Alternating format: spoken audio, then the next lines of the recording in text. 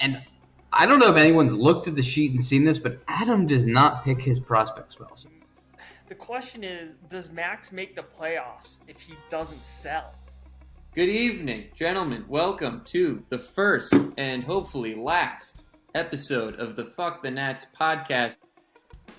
That's the thing. It's like when you're me and like you know that you're a fucking idiot, stick with Christian Vasquez and he will lead my team in steals again.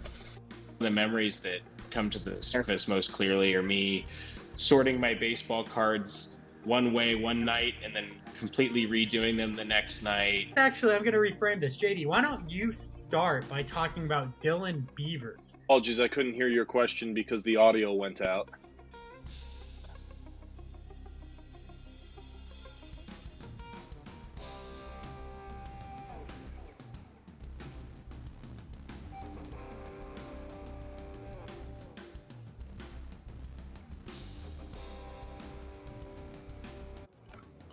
Hello, welcome everyone into the FTN podcast. I got Graydon. He's studying for his bar exam. Everyone better wish him luck in the comment section of this video.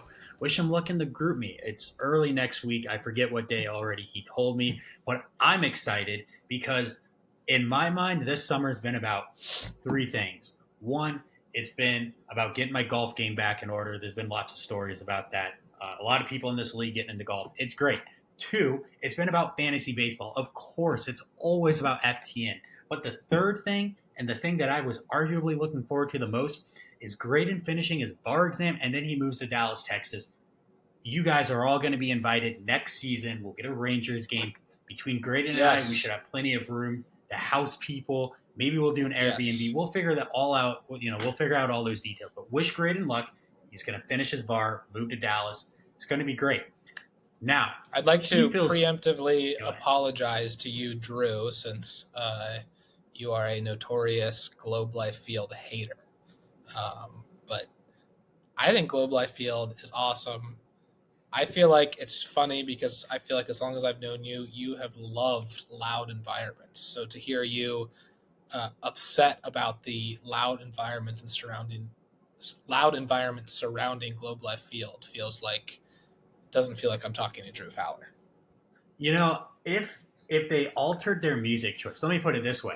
When they always play the Motley Crue before, that's Wyatt Langford. Oh my God, I can't even think. That's Wyatt Langford's walk-up music.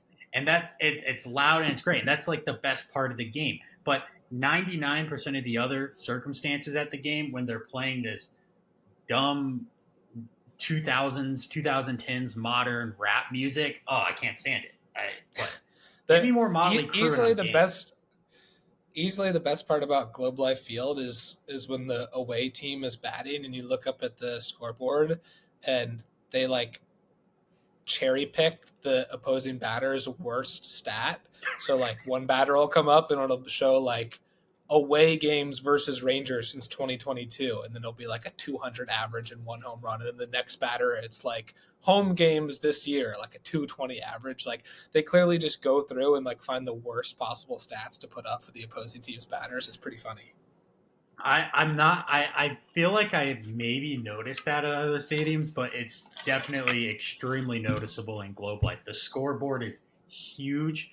They prominently display that. It is really hilarious to see the cherry pick stats at Globe Life. There's some good things about Globe Life. The area outside the park, fantastic. I can't wait to have everyone there.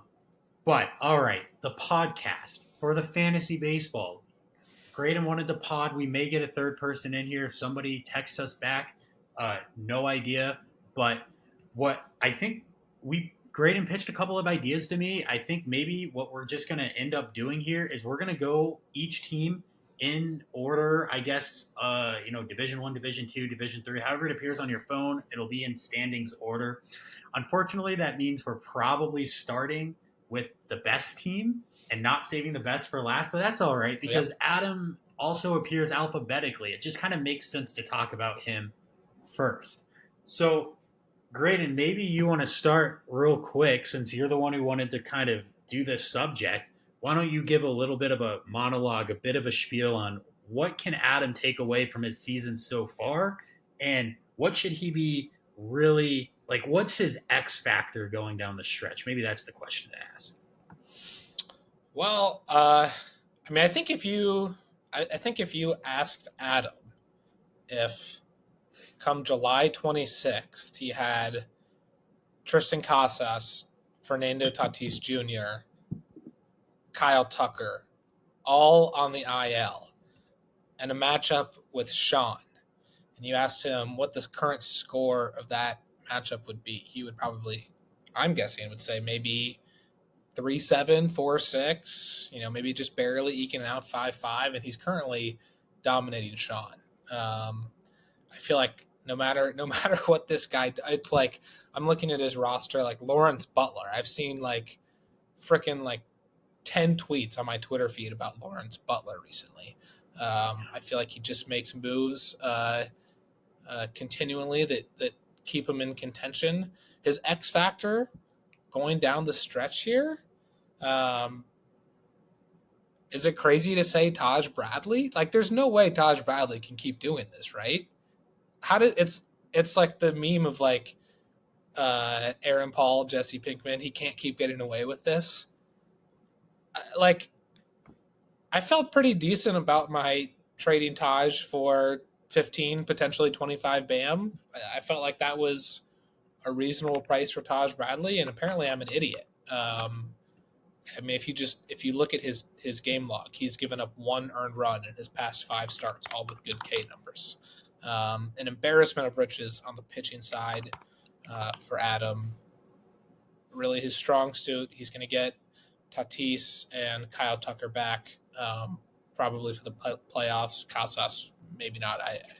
Remains to be seen, it seems like. But yeah, Taj Bradley, X Factor. Maybe Marcus Semien. Marcus Semien's had a really down year. If he can sort of round into form in this stretch, as the Rangers, unlikely, but are vying for maybe a wild card spot. Maybe those two could be his X Factor. What do you think? Yeah, well, so I think Taj Bradley absolutely can be on the pitching side. I mean, we just recently, well, I say we, I mean me, I just published the rotation rankings. Adam's at the top, but it's in no small part thanks to Taj Bradley. When you ask the question, can Taj Bradley keep getting away with it? I mean, let's just kind of define that question. And I think maybe where we go to ask the question in the first place is this trade stipulation that relies upon Taj Bradley's performance this season. So back when you traded Taj Bradley, for those who may be forgetting, Graydon traded Taj Bradley to Adam with the stipulation that additional BAM would be paid to Graydon in the event that Taj Bradley performed extremely well. By extremely well, I actually only mean getting an ERA under 4. So when we ask, can he keep getting away with it? Look, you're going to get away with getting 15 BAM thanks to Taj Bradley's performance, because he is going to finish the season under a 4 ERA. Can he get away with giving up, 1 earned run in his last 5 or 6 starts or something like that? No, I think absolutely not. I don't even think peak, like, Clayton Kershaw could do that. Taj Bradley's great. Now, it's interesting. The Rays are going to be rebuilding, it seems like, the rest of this season. Taj Bradley has had some injury issues. There could be a little bit of a innings limitation that plays into this. Now, I've not read any stories about this. I'm just speculating. Will that bite Adam in the playoffs? I think that's something we've never really talked about, is the impact of teams with young pitchers, like a lot of young pitchers in the FTN playoffs when they start to get innings limits. We could see this pop up with Garrett Crochet, despite recent reports saying that Garrett Crochet will have a starter's workload going forward. But this is one thing we haven't really talked about, and there's a lot of teams that are really good with some of these young pitchers. We mentioned Garrett Crochet, we mentioned Taj Bradley, but there's some other ones in there too where innings limits could come into play for these teams. So Taj Bradley, absolutely agree. X Factor, he's been great. I think any of those pitchers are good enough to be considered true X Factors. Adam's staff is crazy good. Yeah, just to be clear, he can't keep getting away with this was actually in reference to Adam. not Taj Bradley. It was in reference to the Taj Bradley, Cole Reagan, Shota Imanaga. Like, he can't. When's it gonna end? Like, who's next? He can't keep getting away with this. But I digress. We can move on. Yeah, well, so Adam and Jack and JD, if you look at their pitching staffs this year, and I'm going to just call them the top 3 teams in the league because they have the top 3 winning percentages, and history's on their side in making that claim. Their staffs don't have a lot of turnover year to year, but they have 1 to 2 impact guys each year that they end up just nailing those picks. They seem to take less risks than other people where they really are good at identifying 1 to 2 guys and they just seem to nail it. Like, imagine Adam ditched all those Detroit Tigers pitching prospects in previous years when he used to have all of them. He owned Matt Manning. He owned Casey Mize. He owned Tarek Skubal. What happens if he keeps Casey Mize or Matt Manning instead of Tarek Skubal? He chose the right one, though. And that's just what I'm like. It's those types of decisions where it's like, I don't know if was this a crapshoot? I don't know, but Adam's done it enough times where I have to start to really just say Adam's a good owner. He's very good at identifying talent. We call Jack. We say the same things about Jack, but we'll get to his team. Marcus Semien, his offense. I think Fernando Tatis is actually the X factor here because, I think sometimes you don't say the best players are the X factors. You don't go into a playoff series and if the Yankees make the playoffs, we're not out here saying Aaron Judge is the X factor. Aaron Judge is going to be a factor regardless because he's Aaron freaking Judge. But we would maybe identify another player that could be, unexpected, the X factor. Here's the thing. Tatis has been bad enough this year. Not terrible, but he's been bad enough where I don't know if he qualifies as a given in a playoff matchup for Adam. I would have expected prime Tatis his first couple years in the league. He is an easy bet for 5 steals and 3 home runs in a playoff matchup. Or, I don't know, 3-3 baseline with definitely potential to do more than that. I feel like Adam is just looking for him to get 1-1. At this point, I need to see more from Tatis, and I know Adam does too. The Padres would love to see it. We're far enough away where we can't blame Rust anymore. Something is wrong with Tatis, and we have to start to question if he's ever going to be the same player that he was. I mean, he only has 8 stolen bases on the season. I think it's fair to question if that was a huge part of his value. He was one of only a few guys in the league that could get to 40-40. So I wonder if Adam would ever consider trading Tatis. Probably, this offseason not a good time to trade him. If Tatis has had a bad season, you probably want to let him try and play and recoup some of that value. But he's been supremely disappointing, I think is fair to say. I mean, even considering the injury. So I think that's a fair X factor pick. This is the final thing before we move on from Adam's team that I just want to say real quick is this. I wanted to bring this up now, but we could bring it up with any of Jack or JD. Last year, the winning percentages by Adam was 688, JD was 700, and Jack was 688. So they're all 683 and above. This year, the top winning percentage is owned by Adam. He's the only team over 600 with a 616 winning percentage. These teams are not as dominant as they were in last year. And the year before that, it was kind of the same story. So this is the most parity I think we've seen. And Adam with a 613 winning percentage is good. That is very good, but it is not the same level of dominance we've seen. I think he's vulnerable. I think every team this year is vulnerable. Yeah, and it's kind of surprising because Adam just feels like because he's been the best this year, it feels like he's been so good. And I just sort of feel like every time I'm scrolling through the matchup, it's like, oh, Adam, like 7-1-2. It just feels like, whenever I'm scrolling through, he's dominating. But 6-13, I mean, that's, you're really only winning. It's like a 6-4 every week, basically. So it feels like he's been really dominant. But I guess when you actually look at the winning percentage, I mean, yeah, the parity is through the roof, and I guess we'll talk about that when we get to some of the other teams. Adam seems like he's from the beginning of May to last week, the All-Star week, the 2-week extended. He did not have more than 7 wins in a matchup, and in fact, only had 7 wins 3 times in that stretch out of like 10 or 11 matchups. So I know I'm not shitting on 7-3, 6-3-1, and 6-4, but it's not the 8-2, 9-1 dominations that has marked Adam, Jack, and JD's franchises the past couple years. And in fact, he actually had 2 losses in there as well. So that's I mean, at least with him, it feels like maybe it's just a product of parity. I mean, I know Tatis and Tucker have been injured, but they haven't been injured for that long.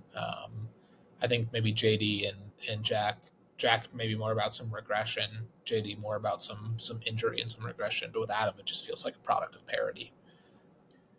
All right, well, we spent twice as long on Adam's team as we are going to spend talking about any singular team, but that's okay because he's currently the best team in the league, so we should spend some time. Let's move on to Max. Max sitting at 68, 78, and 14 in the thick of the playoff race. It's interesting. Max every year in the league has been a factor in the wild card chase, but this year it really looked like the drop-off might be happening for him. He had a slow start to the season, but he's picked it up mid-season. Actually, maybe not so much as he's picked it up as much as the wild card teams around him have faltered more than maybe expected, especially with Sean. But regardless, Max finds himself, I think that looks like within 7-ish games of a wild card, and his chief competition, Sean, is getting blasted this week. And Max is blasted this week. So Max is going to be a factor. So how do you evaluate Max's season so far? And you can talk. I'm going to go refill my wine. My main evaluation of Max's season so far has been it's very unfortunate that he is in the conference that he is in. I think there's a good argument to be made that if you swap, like let's say you swap Max and Vinny, if Vinny was in Conference 1 and Max was in Conference 2, Max has a completely different record and is pulling away with the Conference 2 wild card at the moment. I mean, Marcell Ozuna has been insane this season. Seiya Suzuki's had a very good season. Dylan Cease has had a very good season. He's really had some standout performers. Unfortunate for him that Merrill Kelly didn't really pitch much this season. Shane Bieber, obviously, with the Tommy John, when it looked like maybe he was rounding back into form. I just feel bad for him. I honestly feel bad for some of those wild card teams that are in Conference 1 because I think if things were switched, I mean, Conference 2 is honestly just so bad outside of JD and Jacob. I mean, Jacob's team has been phenomenal this year in terms of probably performing above expectations, but outside of those 2 teams, I mean, I think Max would be a locked and loaded wild card if he was in Conference 2. So I think it's unfortunate. I really think he's going to have an uphill battle to try and make the wild card. I know that he's really going to be right back in the thick of it if he keeps beating the brakes off of Perry and Sean keeps losing. But I mean, we'll get to it later. It just feels like one of you or Sean is going to come away with that. Yeah, I mean, my gut reaction is that Sean and I's teams are stronger than Max's, but Max also gets Perry 4 times a year, and we don't. No offense to you, Perry. We'll get to your team in a second.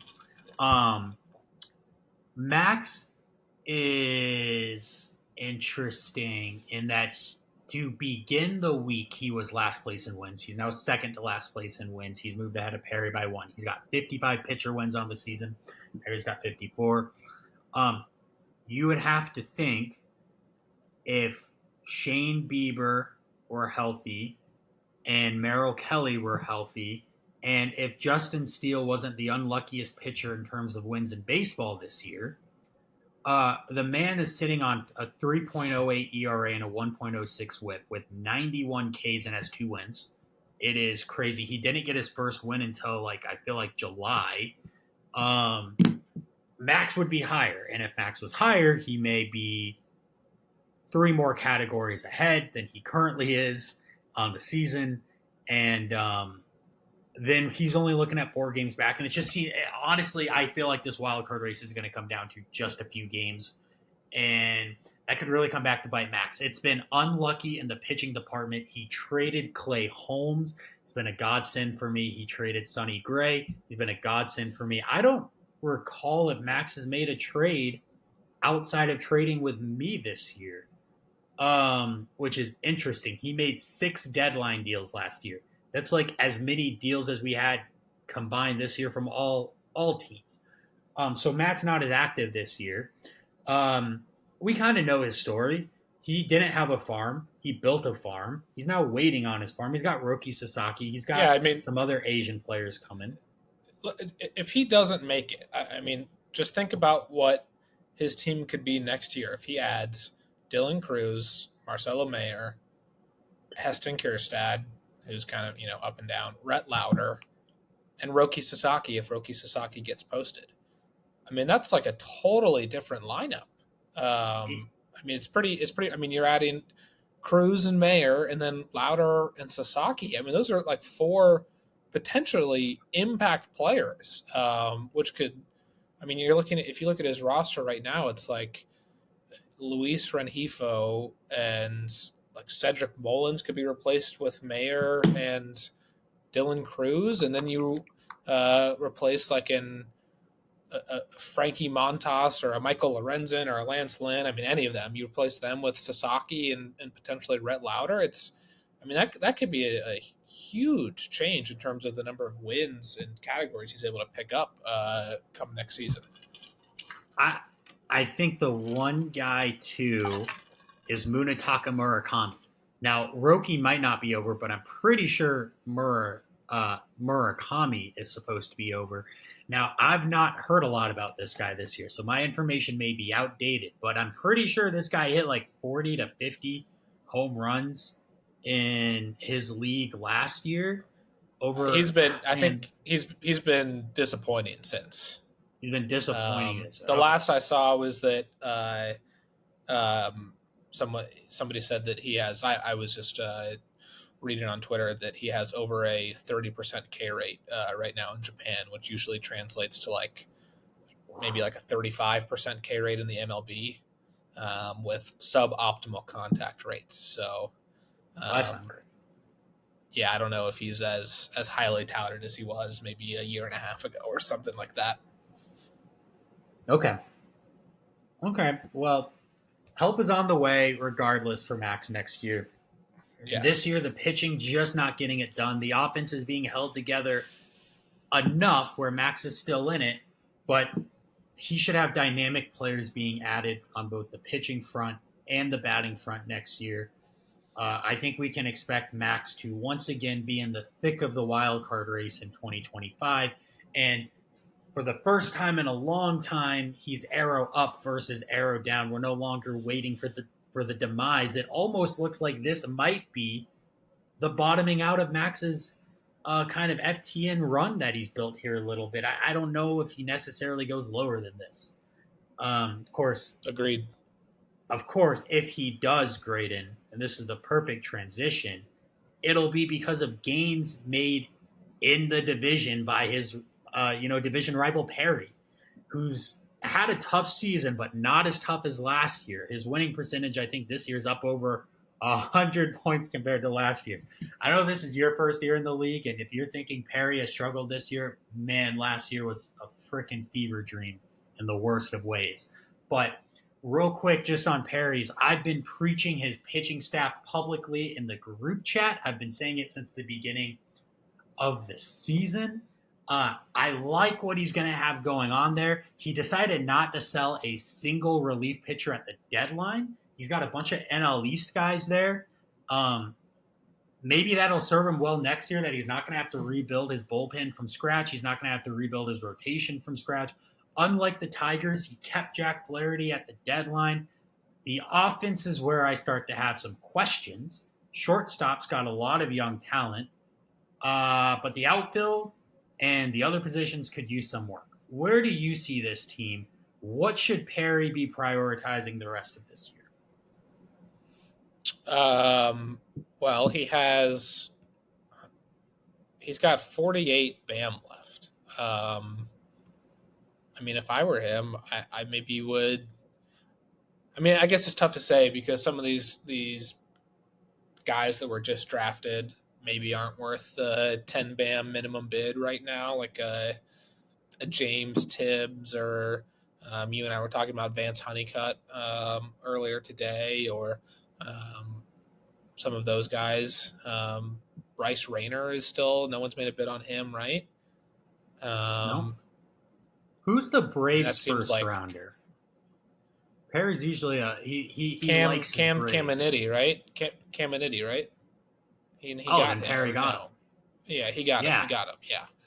I mean, based on some of Perry's previous bids, it seems like Bryce Rayner would be right up his alley. But I mean, yeah, I think you're right on the money with his pitching staff, especially if you look at Andrew Painter coming up next year. But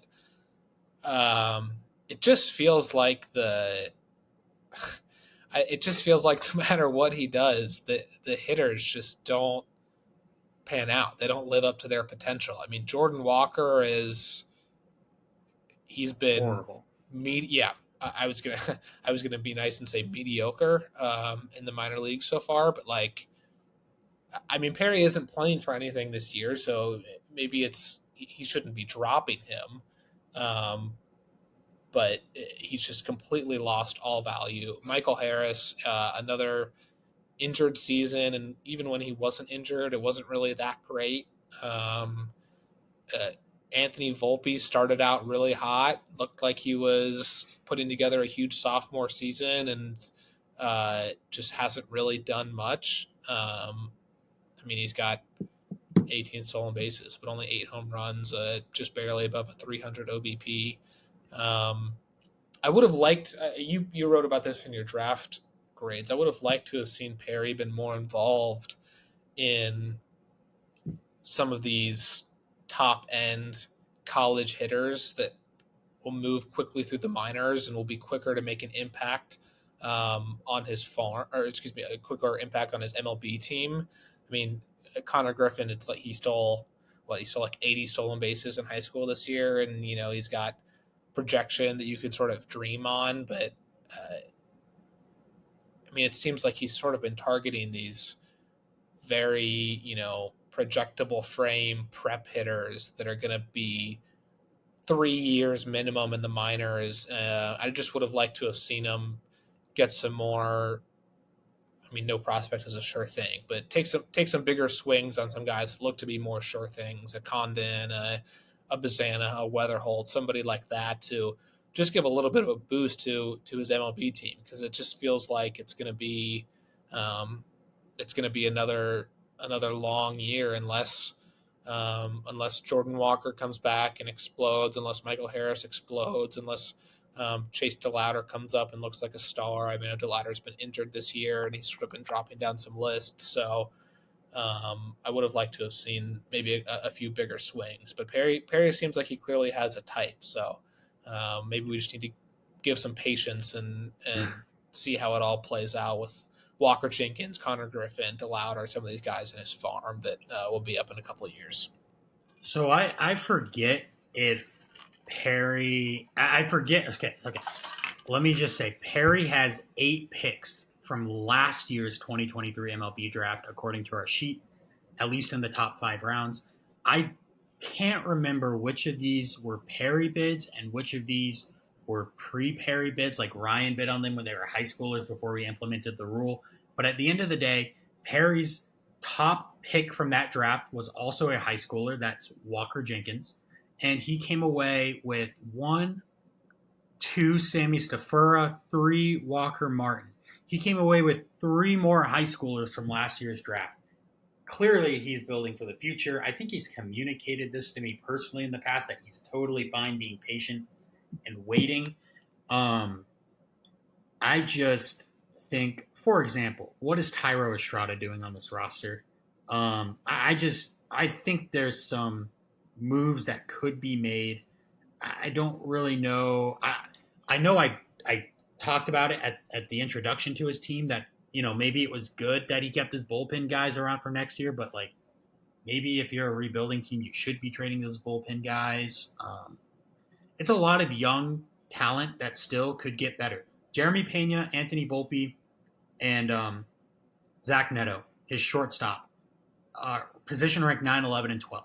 Let's say they all make incremental gains next year, and they're 6, 7, and 8 ranked. I mean, that's going to be really good for Perry. The problem is I can't really do that with his outfield. I at this point, honestly, I can't project Jared Kelenic to be better than he's ever shown.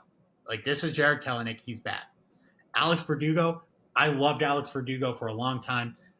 I'd be lying if I said I had any more hope for him. His shine as a prospect is gone.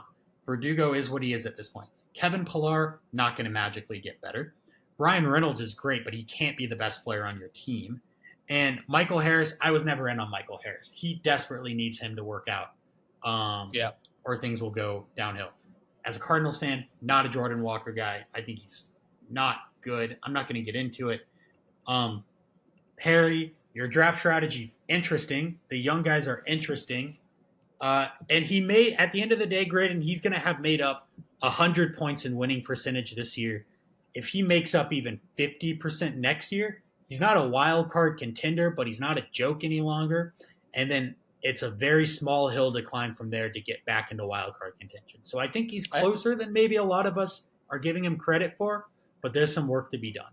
I think there's something to be said about picking a strategy and sticking with it. I just think, I mean, you're right. Like, given that his farm, obviously DeLauder and Casey will be up, maybe like opening day next year, and Painter, depending on health, but like his farm is a lot of young guys, very young guys. And so probably not looking at, seriously competing for a year, 2 years, something like that. So it's like, Tyro Estrada, Steven Kwan, Brian Reynolds. Brian Reynolds feels like he would have been a perfect trade deadline sell candidate. Jack Flaherty. I mean, if Perry had traded away Brian Reynolds and Jack Flaherty for 2 big hauls at the deadline, and then gone in and gotten maybe he comes away with a Condon and a Bazana for like 100 BAM that he got for Flaherty and Brian Reynolds. I think that would have been super exciting. Potentially could have, obviously we don't know what Condon and Bazana are going to be, but I think that could have been an exciting move where it's like you're getting those guys up hopefully next year, and it's sort of starting the kind of moving a little bit quicker on that rebuild process. But he has a strategy and he's sticking to it, so can't really fault it right now. All right, well, let's move right along.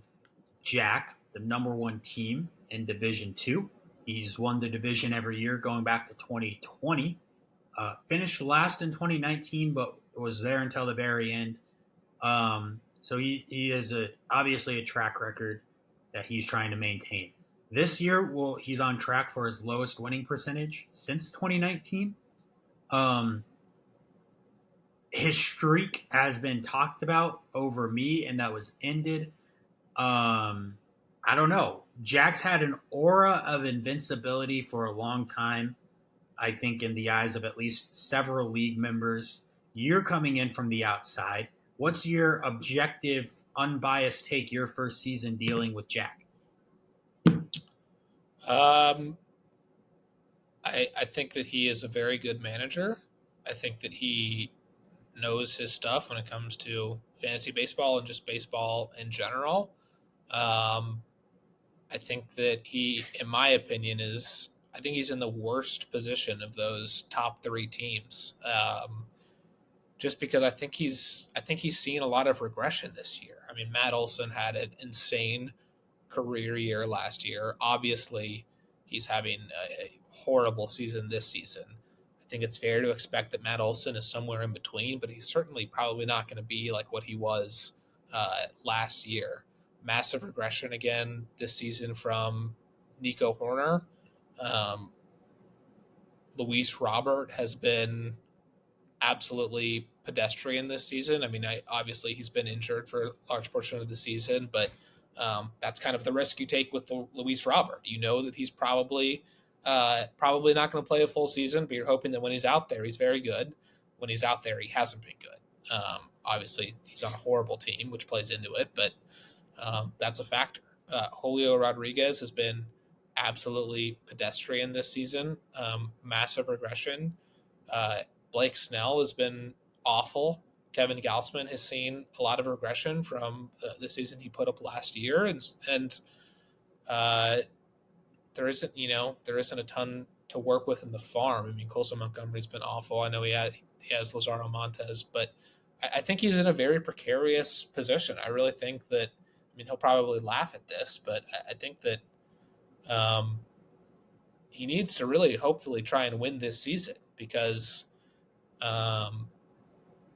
his team is arguably a little bit on the older side, and it's not necessarily getting younger, but I mean, he still has obviously a couple of core young pieces, but I think that the theme for Jack this year has been regression.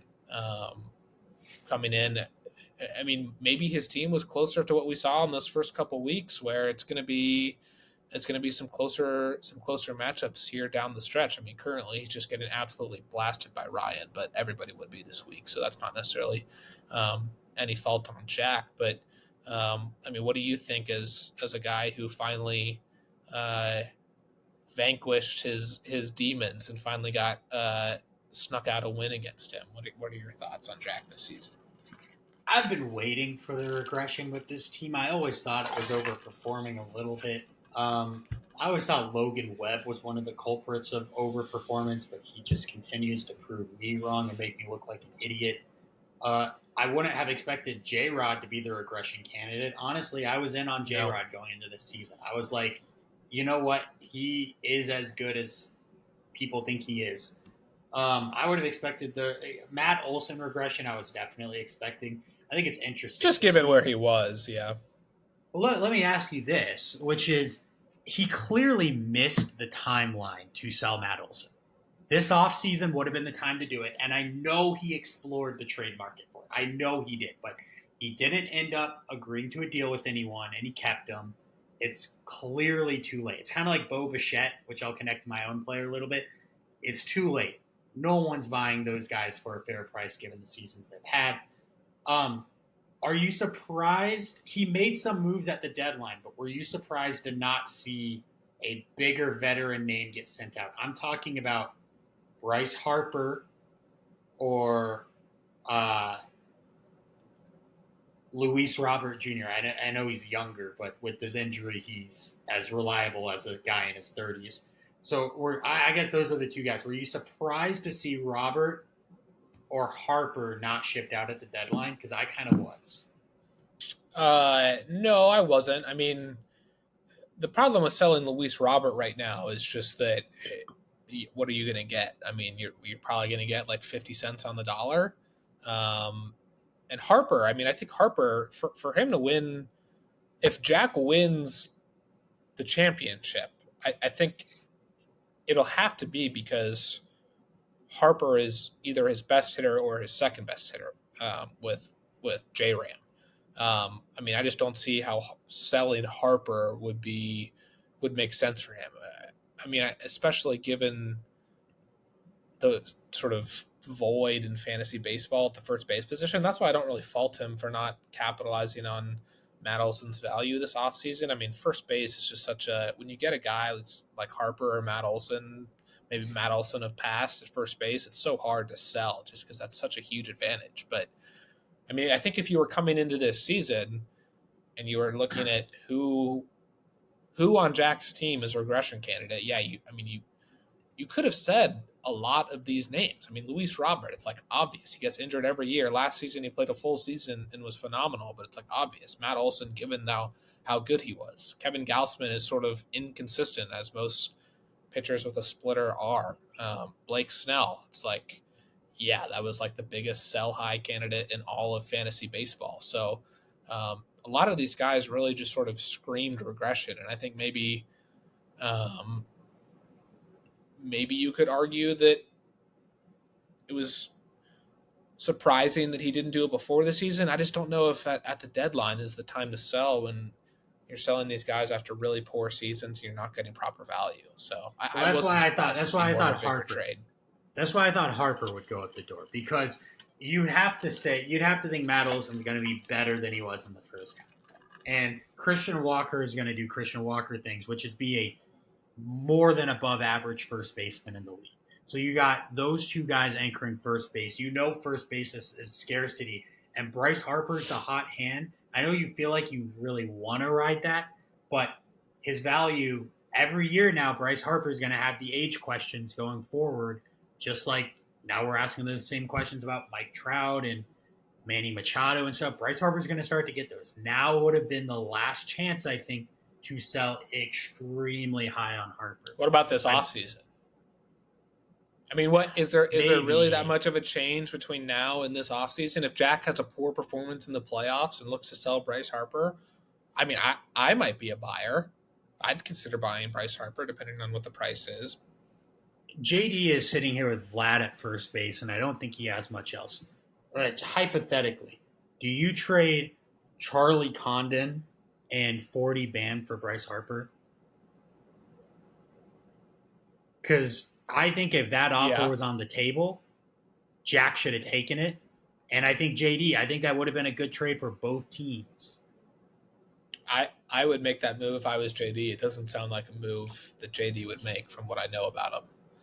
I feel like JD, we'll get into it later, but JD seems to like to have a position of power when it comes to Bam and some of his prospects. But that's the type of return. That's the type of return you could have gotten for Bryce Harper right after this year's MLB draft.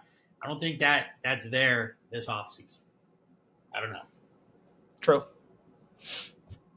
All right. Well, Jack is well on his way to another division title, despite a slip-up against Ryan this week. It's not going to matter because I ain't blown the wheels off of you, and Sean is certainly not getting blown the wheels off of anyone himself. So Jack will maintain likely a double-digit division lead this week, so he'll be just fine. Sean is right behind him in the divisional standings. That may not last after this week. It seems destined to flip-flop from week to week. I'm pretty sure me versus Sean is the featured matchup next week, and I think I get Sean once more to end the season.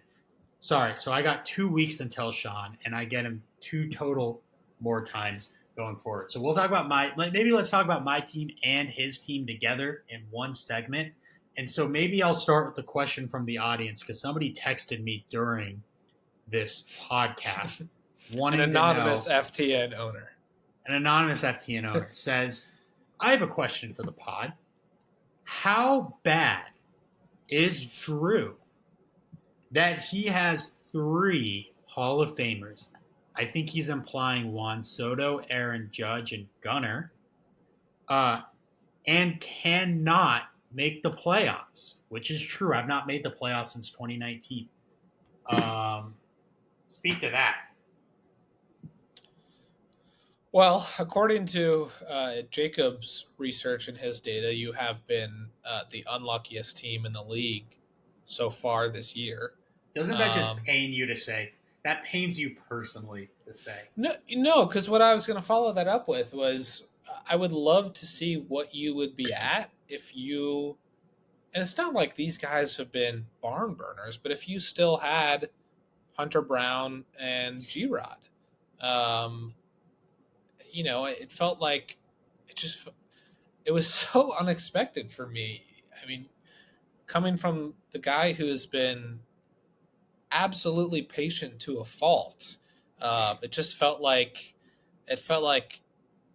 you sort of rage quit on those guys. It was like, one annoying start, and it was like you were mailing it in and trying to salvage what you could, and you sold pretty low on both of them. And again, it's not like either of those guys have been amazing, but it's just like you think about having those two. I mean, if you still had those two, it's like you're looking to next year at the future with Job coming in. And I mean, I feel like you did exactly what you needed to do in terms of your hitting. I remember when I don't know if this was a pod at the beginning of the season, but I was going through your lineup, and it was just like so many guys that were just so uninspiring. And you still have a couple of them. I'm a notorious Brooks Lee hater, but it's like now you've got guys that just feel like they can pop off, like Vientos, Tovar. I mean, obviously Gunnar, Soto, Judge, but Tyler O'Neill, Colton Cowser. It's like you've got some of these guys that just feel like they can pop off at any moment. I mean, your offense is like so exciting, which I never thought I would say looking at this team 6 months ago. I just wonder how things might be if you had just been a little patient with the starting pitching. But I think no matter what happens, and I mean this wild card, I mean you can't even predict it. It's going to be a total crapshoot up until the very end. But I think you're set up great next year, and as is Sean, who we're also going to talk about in conjunction here. But what are your thoughts? I mean, do you have any regrets on selling G-Rod and Hunter Brown so abruptly for less than ideal returns? Not necessarily. I'm still out on Grayrod being a number one, and I think I got a price that was for a number two, and I think he's a number three. So no regrets there. Hunter Brown, that one's harder. I definitely, if I did regret it, I would regret that one more than the G-Rod one. That start was historically bad that he had, by the way. It was historically bad. It was the most hits given up by the pitcher in a first inning ever. It was horrible. Some might call it Mackenzie Gore-esque. Yeah, I was. By the way, Mackenzie Gore not on the hook for the loss, and Sonny Gray not going to get a win. I don't know if you've. That's huge. That's huge. Sonny Gray gave up 5 runs. It's not good. So back to the question at hand, though. Hunter Brown, very good for Jacob. Great acquisition. I like the guy I got for him down in Miami from last year's draft, the high school pitching prospect.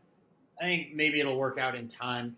I'm currently bandaging over my holes at starting pitching with the White Sox, Jonathan Cannon, the Blue Jays, Yariel Rodriguez, and then Hayden Birdsong, who might be the actual only legitimate pitcher from that crop I just named.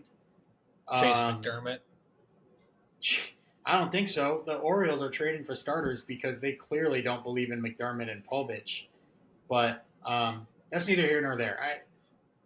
We're supposed to talk about Sean's team too. I guess just to end the discussion on my team, like I'm going to be a factor in this year's wild card race. That's more than I think a lot of people thought I was going to be, even after the Judge acquisition. So I feel pretty good about that, and I don't see any reason why I'm not arrow up for 2025. That was always going to be my year in my mind. I know Jack likes to joke that every year I say is my year, but there's text message proof this year that I did not think 2024 was my year. I've been building for 25, and I feel very good about where I'm going to be for 25. I feel great about this season. Even if I don't make the playoffs, I think this is a massive success. I think I had a great deadline, great draft as well. Absolutely Sean, arrow up. Absolutely arrow. Sean is arrowed down, I feel like. Maybe the most arrowed down team in the league. The injuries are mounting up, and that wouldn't necessarily be a problem if they were injuries to young players, but they're injuries to older guys. Kodai Senga, Justin Verlander, Drew Rasmussen's not a spring chicken, and he's been injured for a few years now, or for a year and a half, though. So I worry about him. I worry about the pitching injuries. Sean's flip-flop. he's the most notorious, I guess, pitching strategist in the league in terms of he was starters, then he was relievers, then he was starters, and now they're old starters. Now they're old and injured starters. I don't know how this coalesces into something successful for 2025 on the pitching front. It's funny because Sean and I have gone back and forth in trade discussions, and I've tried to use some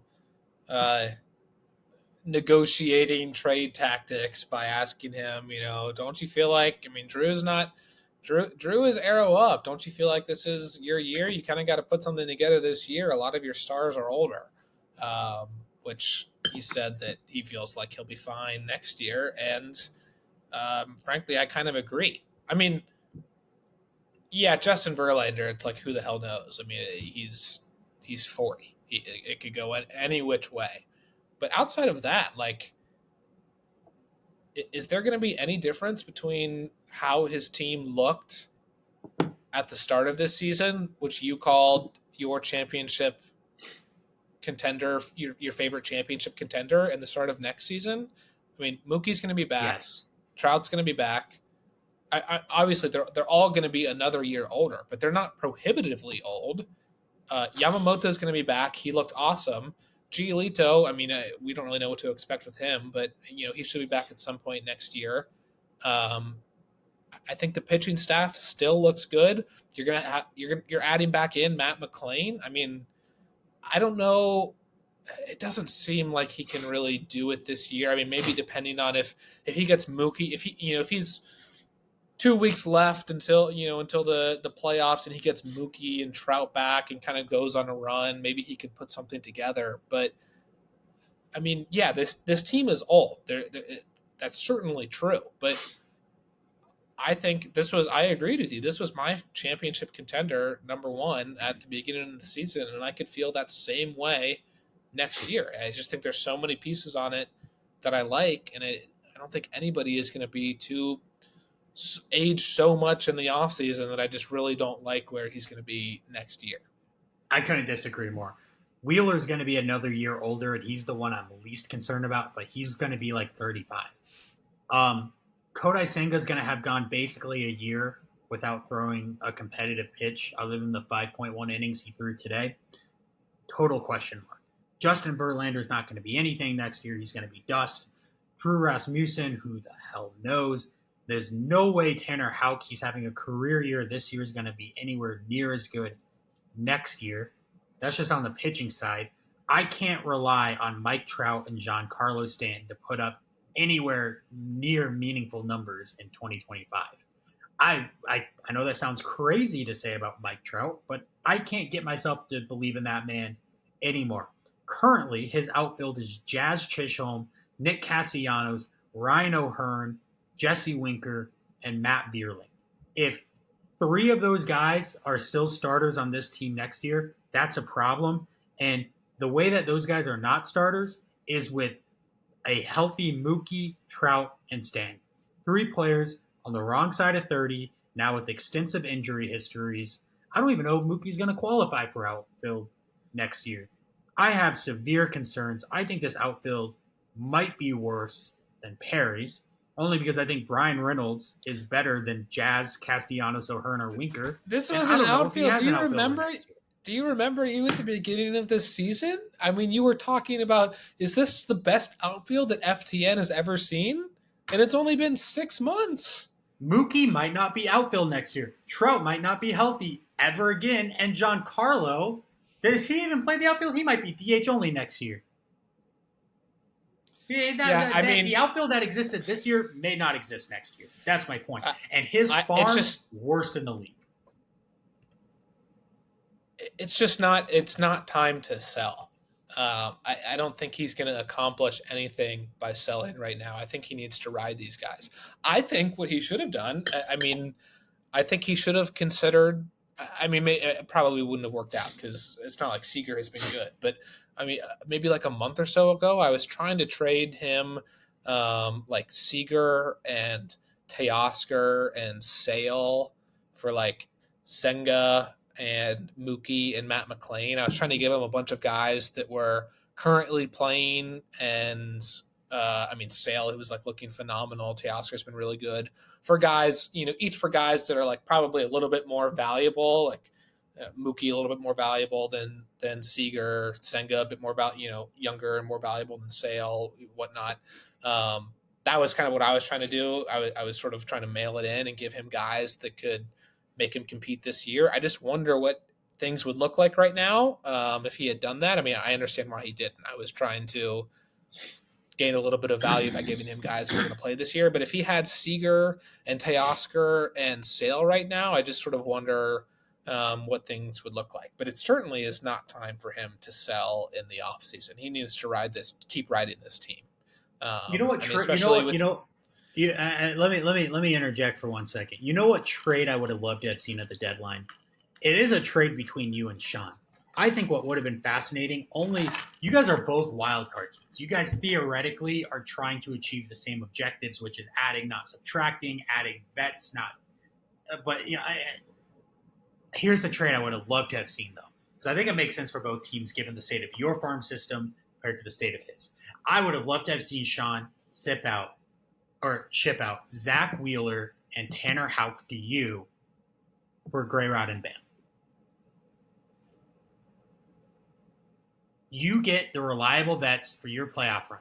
Sean doesn't have to feel like he's abandoning his playoff run, because if he's going to make the playoffs, it's going to be carried on the back of his offense anyway.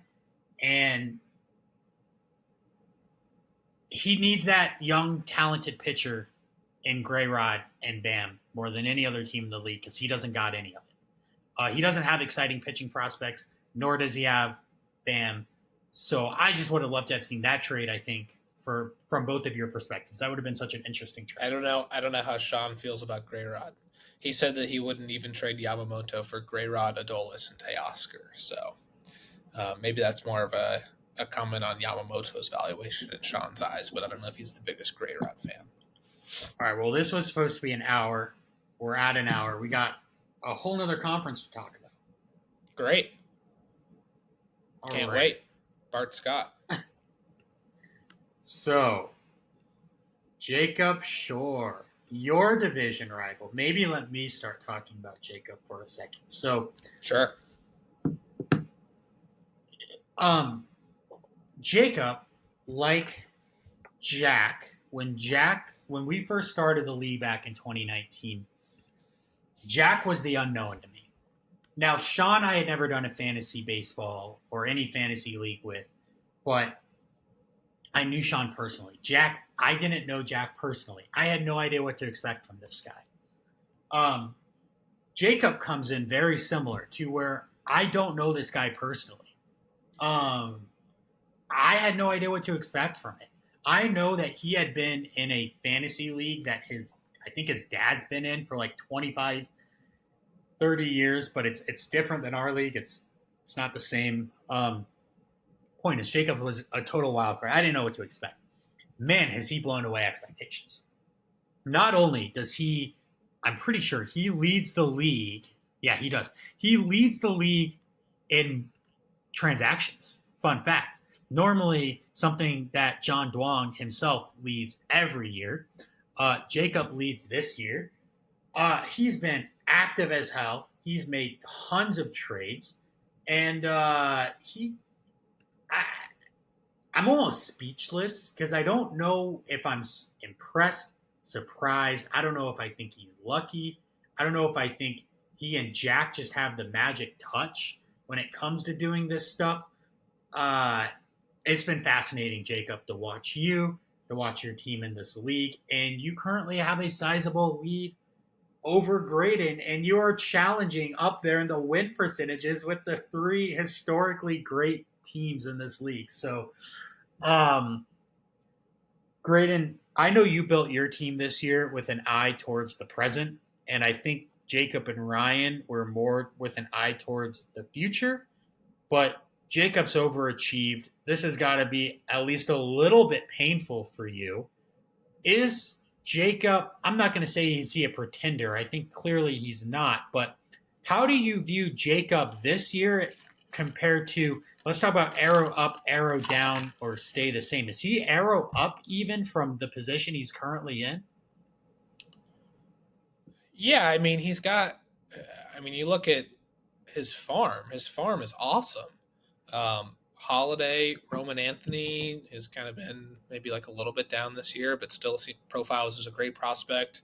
Erod, Matt Shaw, Christian Scott, who's been very good this year. Cole Emerson, who's like a super popular pick to be like a number one prospect someday if he can come into some power. I mean, his farm is awesome. With a lot of guys, I mean, that top of that list, Holiday, Anthony, Erod, Shaw, should be up fairly soon. So he has to be arrow up. I guess, I mean, Jacob, the manager, is awesome. I mean, he's extremely active, like you said, leading the league in acquisitions, knows his stuff. Like, what an addition to the league with all the data he's brought in, which I'm sure helps him, with his own acquisitions. In terms of his team, I'd like to see it for another season. I mean, it's just sort of hard for me to believe that he's where he's at with. He's got on the season. His team has a 303 OBP, only narrowly squeaking out Perry, who has a 301 for last place. And yet his offense just seems to perform and come in clutch. I mean, I don't know. I don't know how much I would really be interested to see him get on the pod and sort of talk about his thoughts and like how much is he attributes to his predictions and his knowledge and maybe some of his data versus how much he feels like his luck. Like Alec Burleson's 60 RBIs at this point in the season. Did anybody see that coming? I was watching it was Sonny Gray versus Matt Gore on the mound today, your pitcher versus my pitcher, and we're in a matchup. So I was watching when I was at the gym, and the Cardinals broadcasters were talking about how since the beginning of June, Alec Burleson has accounted for over 20% of the Cardinals' RBIs. Like, that's just insane. You're a huge Jordan Westberg guy. You called him a potential MVP candidate, which I think is extreme. But Jordan Westberg has been awesome this year. I just wonder. I mean, Helio Ramos. Like, I certainly didn't see that coming. I in another league, I own prospect rights to him, and I relinquished them before the season began. I just wonder if we could ask him how much he thinks is sort of luck based versus how much he sort of expected some of this. But I mean, yeah, again, I would like to see another season of this before I'm a full on believer. But like, even if he gets some regression from some of the guys in his lineup, he's going to be adding in Evan Carter, Holiday, Matt Shaw. I mean, these are guys that are like extremely high floor players that should help out that OBP. So, yeah, I think he's really going to be a threat to Division III for the foreseeable future. As is Ryan, who we'll get to later, who's had a very good season. But yeah, certainly much better than I expected coming into the season. Yeah, farm is impressive. I mean, would you if I? It's just so funny. Like if I told you back in March that Jacob was leading the division, you probably would have said it's because right now Jackson Holiday is batting 300 with a 50, 18, 50, 15 stat line with like a near 380 OBP. And Holiday he was Jacob's worst player this season. It's just really remarkable what he's done. So kudos to Jacob. He's absolutely running away with Manager of the Year. I still look at the offense and I just want to puke. And I look at the pitching. I want to puke again. I mean, it's you did your team FTN valuations, and Jacob was one of the lowest, and he's in contention to win the FTN championship this year. I mean, it's not like he just beats up on bad teams. He does do that, but he plays strong against the good teams too. It's just I don't know what the there's too many adjectives to use. Surprising, impressive. I just think it's going to be really interesting to see what happens in the playoffs. I'm going to pat myself on the back here for a second, just for 1 second, and say I called Andrew Abbott the steal of the draft. Andrew Abbott is out here 9-6 with a 3.19 ERA in position rank 36. And Jacob, I feel like Jacob's whole team, you can see in the FTN organizational values, is underappreciated. I think Jacob himself underappreciates his team because he was trying to ship this man out at the deadline. I don't get He it. was. I was considering about trading for Abbott or Mitch Keller. Nothing ended up coming to fruition, partly because of my trade for Matt Gore and Gavin Williams. But He's got looks 4 like I home would've runs tonight. Taylor Ward, Bryson Stott, Jordan Westburg, Francisco Alvarez. If you'd say there's a weakness here at shortstop, because I guess Nick Gonzalez qualifies at shortstop. Yeah. Today I learned. I shortstop didn't know shortstop is his weakness. If only he had one of those in the farm. Oh yeah, Jackson Holiday. that. He's going to only be second base eligible by 2026. Well, I mean, we'll see. Maybe Gunnar plays some third and Mayo plays some first. I don't know. We'll see. I heard Mountcastle is along with they did Hayes today. I heard Mountcastle's the other one that the Orioles are looking to trade. They're clearing the runway for Mayo. Oh boy, do I need it. Well, let's talk about what you need because Matt Chapman is position rank 4, and I didn't mean to start with this guy, but I accidentally double-clicked on my screen when I was looking at your team, and that's Position what pulled rank up. 4, hell yeah. Oh my God, he's got double-digit home runs and stolen bases. He's only a 233 average. I'm sure his OBP is sky high. He scored a lot of runs. The Giants are a weird team. I never know what's happening out there. I'm generally not a fan of rostering Giants offensive players, and I'm usually too late to pick up pitchers. Hayden Birdsong, I'm excited. It'll be like my first foray into Giants fandom. Graydon, we talked about recently this week if we could redraft the first 10 picks from the dispersal round, how would they go? Ryan had 3 out of the top 4, but I think the more important thing to note is that your top picks kind of sucked. And they're all Rangers, and they're all disappointing. Yeah, I mean, I still believe fully in Wyatt Langford. Yeah, he's not been as good as I expected him to be this season, but neither has someone like Jackson Holiday, who I still fully believe in.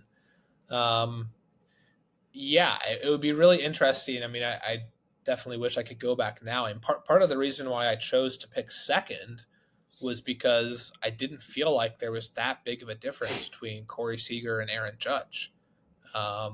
You're going to be blasted for that take, by the way. That's fine. And obviously, there's a huge difference now this season, but I mean, Judge had just been, he was dealing with that toe injury. Seager had come off of a blazing hot year. He's absolutely in his prime, playing on a very good team. Yeah, I mean, I didn't think there was a crazy huge difference. I like the appeal of picking in the middle. What I should have done, honestly, is I should have just drafted Ellie in the second round because he would have been, part of my thinking was that, when I was considering doing that is that he would have been perfect to pair with Seager just because they're sort of opposite type players. But yeah, I mean, my team just isn't very good, I don't think. I'm obviously in wild card contention. Vinny's getting absolutely slammed by Jacob this week. So I'm certainly in contention. It's just not a very good team.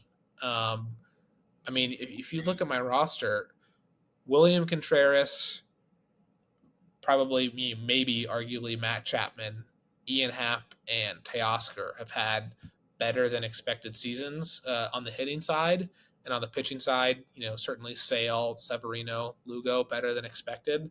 Outside of that, everybody's just been a really big disappointment. I mean, O'Neal Cruz, I remember one of those first pods that we did. I didn't do it. I remember one of the first pods I was watching. It was like a 3-person panel. I think it was Adam, Ben, somebody else maybe. And they asked, who's going to have the better season, O'Neal Cruz or Ellie De La Cruz? And it was like emphatic for O'Neal Cruz that he was going to have the better season. And now these franchise valuations come out and O'Neal Cruz is at 30 and Ellie's at 285. It's just like, oh my gosh, they couldn't be further apart now. yeah, it's just not that good of a team. A little bit of an older team. So, I mean, I guess I'll defer to you and ask whether you think going into the offseason with some of the acquisitions, whether I'm arrow up, arrow down, arrow neutral. I mean, one thing I'm finding is that it's going to be, if you look at some of those valuations, those top teams are at like a 2,800 or something, and I'm at a 1,400. Like, making up that ground just feels nearly impossible. It's sort of an argument for Perry's strategy of getting some of these, high school prep projectable players for like 15 BAM and then hoping that they turn into 150 BAM players. Because otherwise, I don't know how you make up that ground. I mean, like a Travis Bazana or a Charlie Condon are obviously nice, but it's like, yeah, you're going to need like 15 of those guys to make up the ground on some of these top teams. But what do you think in terms of arrow up, arrow down heading into the offseason? My problem is your individual best pieces, in my mind.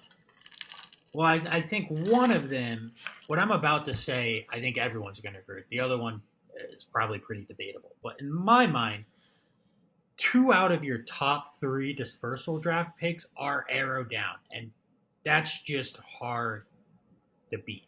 That's hard to overcome. So I don't think there's a lot of obvious arrow down candidates here that really matter.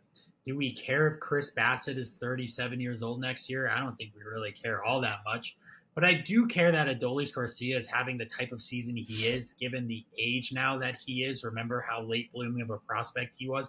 And that one of his main things is speed. I'm also concerned with Seager's lack of production. I was never a big Seager guy in the first place, but that's because I'm a hater. But regardless, I think he's at least a little bit arrow down. I don't think we're going to see last year's season ever again from him. Wyatt Langford, I think, is arrow up, and I think your farm system is one of the top 3 in the league. I think it's really good. Wait, you know what? I lied. I think it was at the beginning of the season. I think you've graduated a shit ton of players. I have graduated a lot. Okay, never mind. That's not even close. But you graduated a shit ton. That's a good thing because they dot your roster up and down between Wyatt Langford, but then I know you have guys like PCA on this roster who looks like more of a creditable stolen base threat than we ever would have imagined before. That's about it.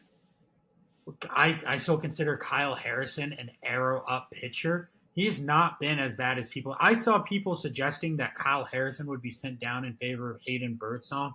This man's got a 3.79 ERA and a winning record on the season for a team that's below 500. That's good production. He's good. I know we gave O'Neal Cruz a 30 valuation. He's better than that. JD was the driving force behind that. Now, do I believe he's a 100 BAM player? I don't know. But put it this way. Bo Bichette, O'Neal Cruz, about the same valuation. I would think both of them are about the same going into next year, where it's like not the years we were looking for, but both of them have plenty of shine left, in my opinion. So I don't know. I think you're arrow up. I think you're absolutely look. I think I think you might be the favorite next year in the division. No matter what happens this year, just because this just seems like a magical fairy tale run for Jacob, and I can't see it going as smoothly next year for him as it did this year, but he'll have to prove me wrong. It took me 4 years to come around on Jack being a good manager and like finally admitting it. It's going to take me a while on Jacob too, only because I don't know the guy that well personally.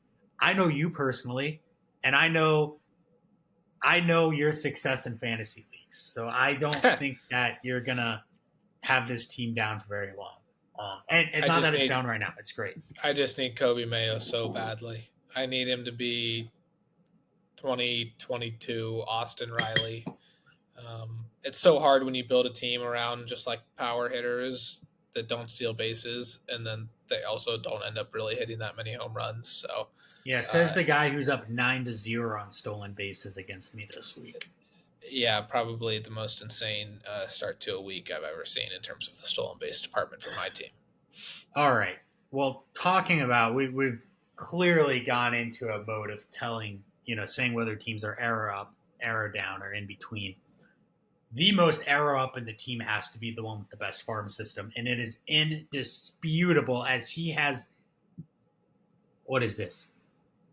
17 top 100 prospects. If I do the quick math, which I don't know why I pulled out a calculator, it's 17 over 100. He owns 17% of the league's top 100 prospects, where you would only expect him to own about 8%. So he's got more than double the amount of top 100 prospects you'd expect from any given team. There's a reason for that. Ryan is at this point in his career, a notorious tear-down artist. He's done it to two different franchises, one of which is still feeling the ill effects. Ryan, with his current iteration of a franchise, tore it down with the Aaron Judge trade. That alone qualifies by the definition of a teardown. But he has surprised some people and posted some really big wins. He swings perhaps more than any other team in terms of variance, like from end to end more than anyone. But I don't know. I don't think that's where I want to start with Ryan, because I think the only way to start with Ryan is he's found the Aaron Judge of pitching, which is Paul Skeens, who happens to be 10 years younger. What can Paul Skeens do for this franchise this year, but more importantly, the next 5 years? I mean, I don't really know. Pitchers are so volatile. I mean, it's like, can you expect something consistent from Paul Skeens for the next 5 years? Not because of his stuff, but just because of injury. I mean, it's like you look at who have been the top pitchers the last 5 years. How many of those guys like remain at the top? It's basically just like Corbin Burns. And granted, he wasn't really at the top 5 years ago, but I mean, you guys, it's like now you guys gave Strider a 90 BAM valuation. Shane Mack was just traded for like a handful of prospects. So I don't know if he can rely. Garrett Cole looks washed. Yeah, I just don't know if he can rely on like Skeens being this workhorse anchor for the next half decade. Just because he's Paul Skeens and he's been absolutely phenomenal so far. I don't know if that's really something that we've seen throughout the past, a little bit of fantasy baseball that you can rely on. I just, obviously he's arrow up given the farm, given the, improvement in terms of the valuation of Ellie and Paul Skeens and Jarren Duran, and even Churios looked good at times. I don't know. I'm not a huge fan of some of the pieces on the team outside of those guys that I mentioned, and even the farm. I mean, yeah, Jordan Lawler is exciting, has some exciting aspects of his game for fantasy. I don't know. It's just Ethan Salas seems like he's maybe not that good of a hitter. Max Clark is probably going to be like a below average power guy. Jet Williams has been injured this year. Trace Dollander looks decent, but he's going to be pitching in cores. Aiden Miller looks awesome. That was a great bid from Ryan. Jefferson Caro, another like defense first catcher type. We'll see if Tink Hence, who I always joke is the centerpiece of the Judge trade, even though it's obviously Lodolo, ends up being a starting pitcher. So I just feel like saying that he has 17 top 100 prospects and like undisputedly the best farm, in my opinion, is a little bit of a mirage, because I think some of those players are going to be not the best fantasy baseball players. But we'll see. I still think that this team has a lot of work to do. I mean, Skeens, Lodolo, Reynaldo Lopez looks like he's been decent this year, but like, is that going to continue? Luis Hill has been great at times this year, but also seems like a little bit inconsistent. And then he's getting Shane Mack. So like Skeens, Lodolo, Shane Mack is a great top three, but it feels like there's more that Ryan needs to do to fill out the rest of his roster. And same can be said for the hitters. Carlos Santana, Luis Arias, Gino, David Fry. like Jurickson Profar, there's no way he does this again next year, right? Like Jurickson Profar has been the most surprising baseball player Other this than maybe year. Ronaldo Lopez. Yeah, I mean, it's just like it's sort of the case with Jacob, where it's like I feel like can this really continue? Are we really going to see another year of this? I sort of just want to see. I'm very interested to see what happens with Ryan next year, and see how some of these players perform. Because I think maybe I'm probably a little bit harsher on Ryan's team than I'm guessing your viewpoint is. Yeah, I mean, I couldn't disagree more with the prospect analysis. I love those prospects that you mentioned. This is not the point of the podcast, so I won't get into it, but I love his farm. I love those guys at the top, even though I know you don't. I always take it, you got to be a baseball player before you're a fantasy baseball player, and those guys all have extremely high floors just because of the glove-first nature of a lot of them. So I love them. Ryan, let's talk about his schedule for 1 second before we move on. He's smacking Jack 9-1. This was supposed to be his death sentence this week. Jack needs a revenge game after what happened to him last week. And boy, that's not happening. Ryan currently up 9-1. He needed this. He gets a free falling Sean next week and then Perry. Ryan could be back in this before we know it. He ends his season with 2 out of his last 3 weeks are divisional matchups. He's got a big hill to climb, but he took the important first step this week. Assuming he holds even a somewhat positive matchup score versus Jack, even if this thing ends up 6-4, Ryan did what he needs to do this week. Anything more than that is gravy. But that's enough about Ryan, because in all likelihood, he won't make the playoffs. We'll get into it. I think the wild card is between myself and Ryan. Boy, this is going to be a fun division to talk about given that. It is pinned in the group me that JD thinks Vinny will win the division. But JD has the hottest player in baseball over the last month, which is Bobby Witt Jr., hitting over 400.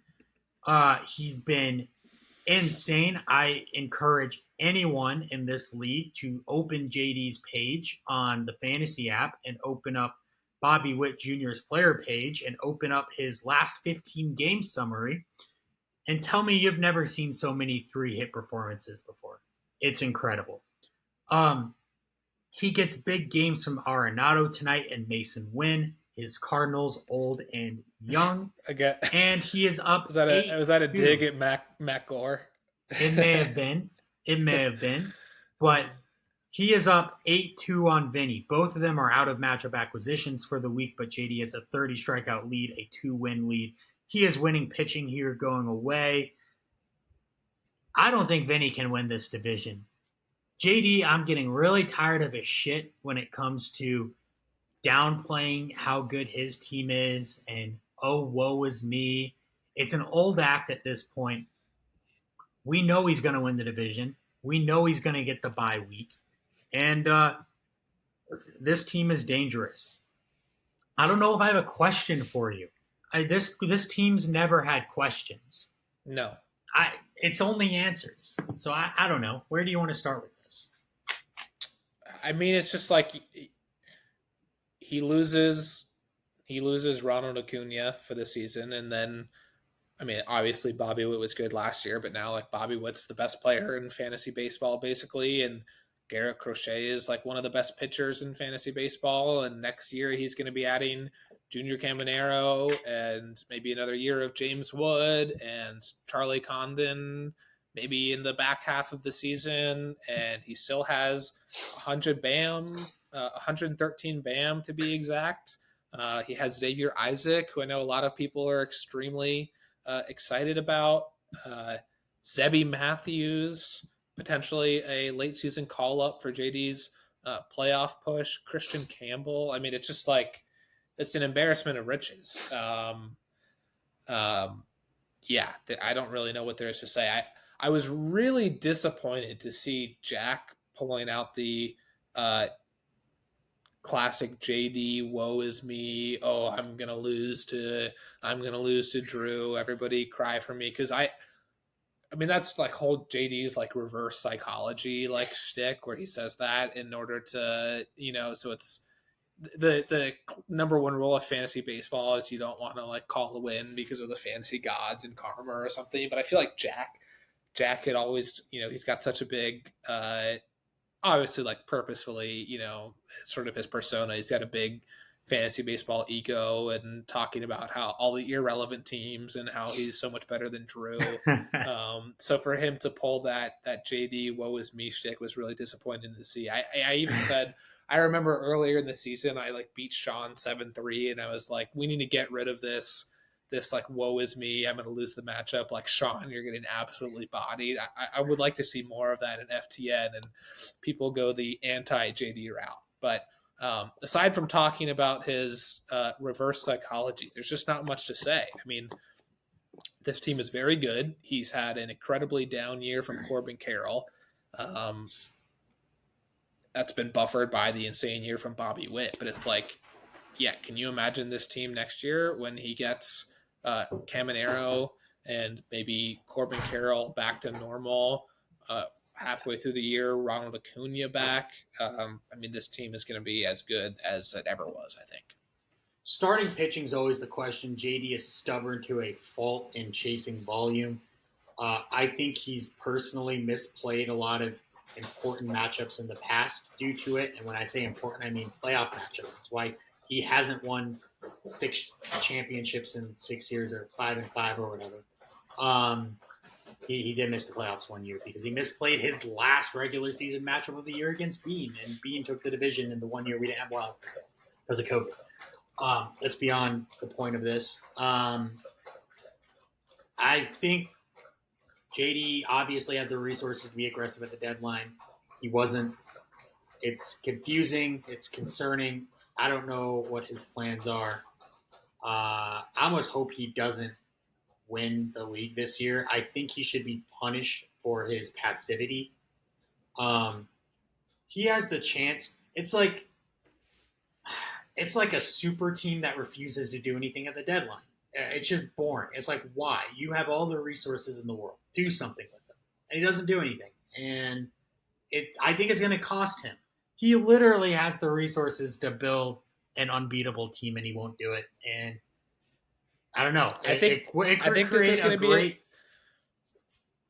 this is going to be a good pod because I couldn't disagree more. To me, it seems like his strategy is he wants to go into draft windows having the most BAM and being able to, in a sense, control how those acquisitions play out. And he gets Condon next year when Ethan Holiday's in the draft. If he has the most BAM, he can come away with Holiday. Obviously, we said the same. No. We said the same shit last year. He had the most BAM last year. He had high bids on Skeens and Langford. Let them both go. This year, he gets one guy. He gets Condon. Next year, it's going to be the same deal. I don't know he does not want these prospects. He wants to bid them up, but he doesn't actually want to win them. I don't know what he wants to do with his BAM because he doesn't spend it on players. It's confusing. Well, yeah, he does. I mean, he's got Zebby and Christian Campbell. He makes these smart 5 BAM bids throughout the year. I just don't know. Sure, but what does he want to do with his BAM? His team is so young that if he can just keep acquiring these top prospects and sort of supplementing his team that way, I don't think he needs to make some like big splash at the deadline because, Adam and Jack have good enough teams that it's not like you can really make a move at the deadline unless maybe it's like a Bryce Harper move, but why would Jack do that? Where you can sort of guarantee yourself like a really good shot at the championship. I sort of like the strategy of just continuing to get these really like high floor, high ceiling prospects and adding them to your team that way because yeah, maybe some of them won't end up as we expect, but then some of them are probably going to have a Gunner-esque MLB first couple of years where they just sort of explode. I think it's a good strategy. I think he's going to continue to be hard to beat for the next decade because of that. He's the team that's the best set up for a long dominant run. This man is picking up and dropping Zach Eflin. He could afford to be in the position where he doesn't have to add and drop 4 starting pitchers every week. He does it out of sheer stubbornness. Where is the 35 to 40 ban price for Jack Flaherty, which should have been done? And then where's the offer of 2 young pitchers in your farm? I don't know. Call it like Gasser. Shane Boz and Robert Gasser. Boz and Gasser for like, I don't know, Kodai Senga before Kodai Senga got injured. I don't fucking know. I'm just making shit up because I'm thinking of old pitchers, but like not even old, but just veteran. Where are those moves? JD's proved he can rebuild a farm system on a whim, and he has the BAM to do it. This man is still dead set on starting Zach Littell in important matchups. It's pathetic. I cannot forgive him for it. I'm not saying I'm the best manager. I'm arguably the worst manager in the league. You can look at the stats to see that I've underperformed more than any other team going back every year. I'm not saying I have the answers. I'm just saying it is embarrassing how JD manages his team sometimes. I stand in solidarity with JD. He is firmly arrow up, and I would not be surprised if he wins the league. I wouldn't either, but it's not going to be because of his managerial decisions. It'll be because his ownership has been so good in the past, and he has so much organizational inertia that it's just impossible for it not to happen. That's it. Well, you could have a fucking baby manage this team for the next 2 years, and it's likely to come away with the championship. Shall we move on to a team who I bet you and I both have very different opinions on? Vinny? Well, if you're implying that I have a good opinion of this team, you'd be dead wrong.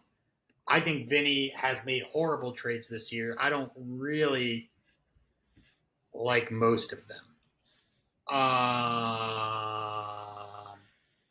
thought going all the way back to the beginning of the season, his trade of Luis Castillo for Randy Arozarena was confounding at the time, and it's confounding now. Arozarena has been shit, and Luis Castillo, although not as like Cy Young dominant as we've come to expect, he would have been a benefit to Vinny this year, more so than Rosie was. And not that we could have predicted Rosie's downfall this year. I'm just saying I've not been a fan of his moves, and he hasn't necessarily really benefited from them. And then to trade for Jose Barrios at the deadline? What was that? Why? That dude should be on waivers. I don't understand Vinny. I don't know where he's at. It always feels like he's the luckiest team, whereas I'm the unluckiest team. And, okay, whatever. It's just a data point. But, like, at some point, Vinny's got to see the writing on the wall and be like, my ownership, not necessarily his management, his ownership of his overall franchise is just not cutting it, especially when you have arguably the league's best owner in your division. So that's my thoughts on Vinny. I'm disappointed. But if he wins and he proves me wrong, then so be it. I think he's still the favorite for the wild card personally. I think he has too much of a lead. He doesn't have, if you look at the standings, he doesn't have like that crazy of a lead. I'm 75, like 77, and 8, and he's 74, 74, and 12. And he's currently getting smacked. And he's done with Ben matchups. Despite being in the division, he's played Ben already 4 times this year. Yeah, and I believe he has the hardest strength of schedule remaining. Jack, JD, and Adam all appear, but he does get Perry in there. That Week 20 matchup versus you could decide it. I don't think I think the wild card is between me and Ryan. And if I'm wrong on that, then so be it. I've certainly been wrong on quite a lot this fantasy season. Yeah, I think this is like maybe the most disappointing team in the league. If you were to like ask yourself like who are his best players, it's like obviously Merrill's been awesome, way better than expected. But it's like out of like who are your most valuable players? Sal Perez, arrow down. Manny Machado, arrow down. Randy Arozarena, arrow down. Austin Riley, arrow down. Garrett Cole, another year older, probably arrow down. Yelich, back surgery incoming, arrow down. Bobby Miller is like still maybe one of his most valuable pitchers, arrow down. Ranger Suarez turns out he's actually just like normal Ranger Suarez now and not elite Ranger Suarez. I think if it were me, I probably would have tried to make some pretty big moves at the deadline and been a seller. I would have tried to capitalize and move, Machado and maybe like a Rosie, or see if anyone was interested in Glaber. I know that, it's easy to say these things and you actually have to find a deal that works. But that corner infield is so tough to trade away a corner infielder in this league. Just because by trading away one of them, you may not have another one for a long time. I mean, he could trade away Machado and replace him with Riley. I don't think the farm is particularly exciting. He gets Jack, remains to be seen. I mean, he paid a hefty price, remains to be seen. Jack could turn into the left-handed Aaron Judge and just absolutely carry Vinny's team. He could also turn into like a worse version of Joey Gallo. So we'll see. Outside of that, I mean, Christian Moore, maybe that could be exciting, but he's also on the Angels, so like who knows? Obviously, he has Jason Dominguez. I don't heard him on the last pod talking about how he was super excited to get Cole Young. Not sure I really get it. Not sure I totally see it. He feels like a worse version of Brooks Lee, maybe like a worse version of Marcelo Mayer. Just doesn't really seem that exciting to me. Yeah, I love Vinny the person. I strongly dislike his team. I think this team is pretty bad. Going forward too. He's firmly arrow down for me. What's interesting to me is I think the farm system's pretty decent. He's got 8 top 100s, and he got Jack Calione, a future top 100 prospect, in here. And a couple of other. Christian Moore was right after those elite guys were taken at the top of the draft, and Trey Yesavage is here as well. I think it's a pretty good farm. He's got a little bit of BAM left over. Not that I want to harp on all this. My point here is that if I could name the 3 positions that I would want to see Vinny have farm help from next year, they would be catcher, shortstop, and outfield. And it just so happens his top 3 prospects projected to graduate next year are shortstop, catcher, and outfield. His shortstop is Jackson Merrill, but he's going to lose that. Jackson Merrill will be outfield only next year. He will not have a shortstop on his roster. He needs Cole Young. He arguably should be acquiring another shortstop in the offseason. He probably will. His outfield is Lourdes Gurriel, George Springer, Masataka Yoshida, Randy Arozarena, and Christian Young. Outfield. It's guys all right at 30 or just after the age of 30 or even older, and none of the guys are arrow up. At best, they're arrow sideways, and it's not the most productive outfield. So getting Jason Dominguez, regardless of how you feel about him, he's exciting from a fantasy perspective. We'll see what he does. Absolutely. And then catcher, Salvador Perez is not going to be there all the time. He is going to play more and more first base. He's already eligible for first base. You can roster 2 catchers in fantasy in a 2-utility league. I think perfectly fine if they're everyday players, which Sal Perez is. And I think Kyle Teal will be next year too. I think we're all underrating Kyle Teal. I've heard a lot of, I don't know, shade. I don't know. This shouldn't be the Kyle Teal podcast. I think he's going to be good. I think he's a 275, 280 hitter with 20 home runs in his peak seasons, 17, 18 home runs otherwise. Maybe he won't steal you bases, but he's just going to be catcher 7, catcher 8 every year for the next 5 years for Vinny. But that's not an impact. Catcher 7, catcher your points are all right. He needs a shortstop. He needs a catcher. He is going to be getting those guys. But Cole Young and Kyle Teal aren't pieces you build around. they're just like pieces that you fill in when you have other pieces that you build around. And I don't think I that think he he has has. You're other looking for pieces to build around. superstars. You're looking for superstars. I think his superstars are in house already. Bobby Maybe Miller so. specifically. Maybe so. I just think that the guys on his team that could be like valued or perform as superstars are all currently arrowed down. I mean, it's just like so many They're people on older his roster superstars. feel like they are arrowed down. They are. They're older that's the problem. superstars. It's the opposite with me of Sean, where I think Sean's old and arrowed down, and those superstars have injury questions. His superstars here are getting older, but they don't have the same injury questions for me. I think But they're they also might not be as arrowed good down as before, but they're Sean's. still good. They're not as good as Sean's. Yeah, I mean, no doubt. Yeah, obviously Trout, and I mean, I don't really think Mookie's an injury concern, but like, at least those guys when they're playing are elite. I mean, like, Sure. like, you know, some of these guys have just straight up not been very good this year. Sure. All right, let's talk about Ben. I don't want to talk about Ben, so I'm not going to make this very long. His team sucks. The farm is bad. The team is bad. He makes bad trades. He doesn't make BAM bids because he has no BAM. It's the saddest franchise. I'd take over Perry's team in a heartbeat compared to his. Are there positives?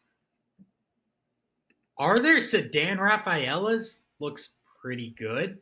Spencer Steer, CJ Abrams, Josh Smith is the next Spencer Yeah, there's Steer. positives.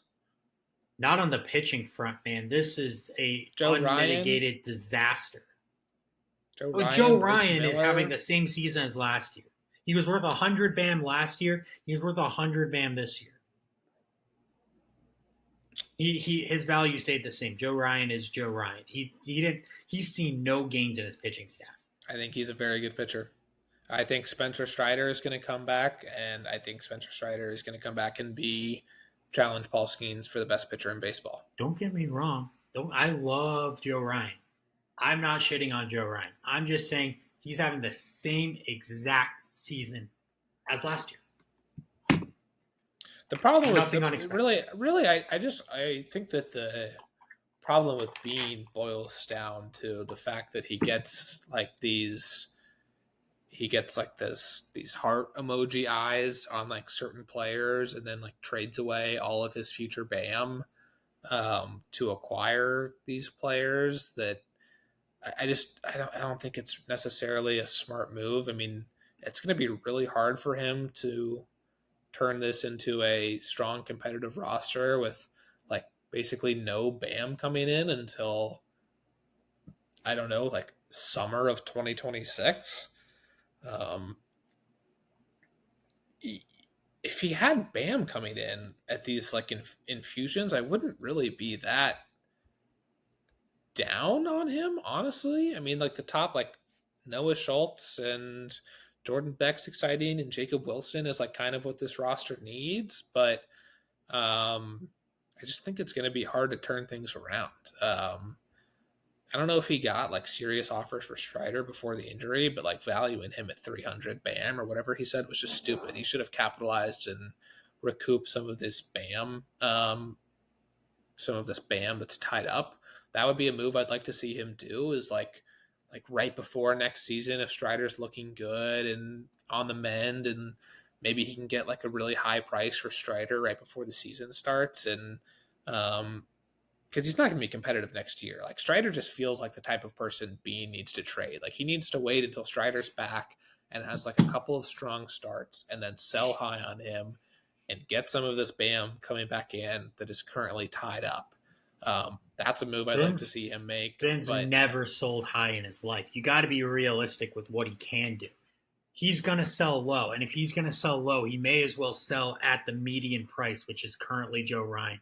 The fact that Joe Ryan wasn't shipped out to Riku as BAM is insane to me. It's not like he can sell anyone offense. No one's buying a single player. CJ Abrams is inflated compared to what anyone's going to possibly pay for him. And maybe Adam would have wanted Lane Thomas, given he's a Nats fan, but I don't even think he likes him. Spencer Steer would have been the other one, because I think this feels like a career year for Spencer Steer. Position rank 4. He's producing like a 5 category player. I don't know if you can necessarily expect this type of season from him. I think he's a good ball player, but I don't think he ever repeats this. He would have been the other piece. Him and Joe Ryan would have completely set this team up, given it a whole new lease on life for the future.